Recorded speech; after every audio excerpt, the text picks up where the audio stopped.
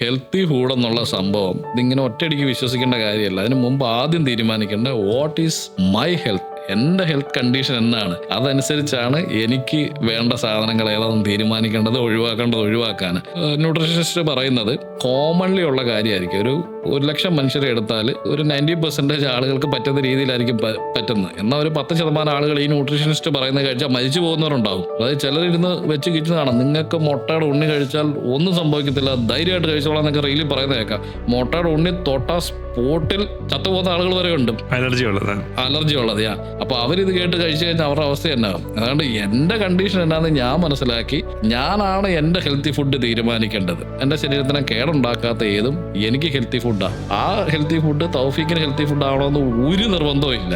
നമ്മുടെ body condition അനുസരിച്ച് കാര്യങ്ങൾ ചെയ്യാന്നുള്ളതാണ്. ഈവൻ നമ്മുടെ ഓരോ മനുഷ്യന്റെ pH പോലും ഡിഫറൻസ് ഉണ്ട്, അതനുസരിച്ചാണ് ചെയ്യേണ്ടത്. അല്ലാതെ കോമൺ ആയിട്ട് ഹെൽത്തി ഫുഡൊന്നും അൺഹെൽത്തി എന്നോ ഒന്നുമില്ല. നമ്മുടെ കണ്ടീഷൻ അനുസരിച്ച് എടുക്കുക. പിന്നെ മുമ്പ് ഓയിലിന്റെ കാര്യം പറഞ്ഞ പോലെ പല ഓയിൽസും ഇപ്പൊ റിഫൈൻ ചെയ്യാൻ വേണ്ടിയിട്ടുള്ള മെഷീനറീസ് പലരും ഡെവലപ്പ് ചെയ്യുന്നുണ്ട്. സോ അതിനകത്ത് കയറ്റി ഇറക്കി വരുമ്പോൾ ഓയിൽ പുതിയതായിട്ട് പിന്നെ ആർട്ടിഫിഷ്യൽ ഫ്ലേവർ ഒക്കെ കൊടുത്ത് ഒത്തിരി ഇറക്കുന്നുണ്ടെന്നാണ് പറയുന്നത്. എനിക്ക് കൃത്യമായിട്ടുള്ള ധാരണയില്ല. അങ്ങനെയൊക്കെ വരുമ്പോൾ ചിലപ്പം നമ്മൾ ഹെൽത്തി ആണ് എന്ന് വിചാരിച്ച് കഴിക്കുന്നത് ചിലപ്പം നമ്മളെ കാർന്ന് തിന്നുകൊണ്ടിരിക്കുന്നതായിരിക്കും.